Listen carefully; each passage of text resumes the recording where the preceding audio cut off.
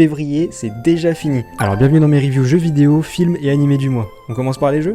Bon, après tant d'années, j'ai enfin fini Pokémon Emerald. Que dire de ce grand opus? Pour moi, les deux plus gros points positifs, ce sont les musiques et les 3 starters. À jouer, ils sont tous les 3 cool, et niveau chara design, quel banger! Pour ce qui est de l'histoire, je la trouve vraiment mieux que celle de Ruby et Saphir. En fait, rien que l'idée d'avoir les deux teams qui agissent en même temps, ça rend le truc beaucoup plus intéressant. La difficulté est là, malgré le multi-XP, ça fait tellement du bien de pas rouler sur tout le jeu comme les opus beaucoup plus récents, et pour le coup, j'ai vraiment galéré sur des boss d'arène et surtout sur la ligue. Après, je vais être honnête, calmez-vous, mais j'ai pas tant que ça accroché au Pokédex de la 3G. Je suis toujours un fan de la 2ème et de la 4ème, c'est vraiment juste une question de goût, mais c'est comme ça. Par contre, je vais être honnête, il y a vraiment des super designs dans la 3ème gen, ça, je mens pas. Et j'avoue, je m'attendais pas à prendre autant de plaisir là-dessus.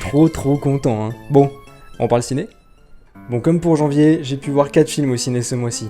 Nuremberg, Le Gâteau du Président, La Grazia et Rental Family. Nuremberg, c'est un film très touchant et intéressant, même si c'est passé par le filtre d'Hollywood. Ça reste un film grave qui met en avant le fameux procès ayant officialisé la culpabilité de Göring et de tous ses collaborateurs à la fin de la Seconde Guerre mondiale. Et honnêtement, j'ai trouvé la performance de Malek vraiment très bonne, ça change du rôle qu'il a l'habitude de jouer de ce geek un peu gêné. Passons au Gâteau du Président, mon tout premier film irakien par Hassan Hadi. C'est vraiment un récit très touchant, porté par un mix de douceur et d'innocence, teinté de chagrin, de peine et de peur. On y suit le quotidien d'une écolière de CE2 qui se voit remettre la lourde tâche de préparer le gâteau d'anniversaire du président de l'époque, Saddam Hussein.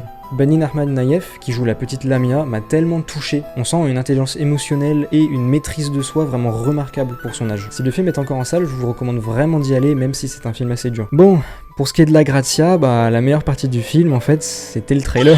On se retrouve à suivre le président italien dans sa quête de vérité, teinté d'un profond chagrin d'amour et de solitude. Le film n'est pas mauvais en soi, mais j'ai juste pas du tout accroché. Il est non seulement long, mais il est lent. Honnêtement, j'arriverai pas à vous le recommander. Le mélange de style et de musique, ça ne m'a pas plu. Et le dernier film du mois, c'était Rental Family, peut-être la meilleure surprise. Honnêtement, j'avais peur de voir un film cliché sur le Japon, ou en tout cas sur le blanc sauveur de famille à l'étranger. Et au final, on retrouve un sujet beaucoup plus profond au Japon. La solitude, la honte, et comment certaines personnes sont prêtes à vivre du faux pour se sentir exister. Brendan Fraser est toujours touchant, en plus d'avoir un meilleur niveau de japonais que moi. Bon, pas compliqué. Il aide à rendre ce film plus attendrissant, et franchement, ça fait du bien au cœur. Je vous le recommande.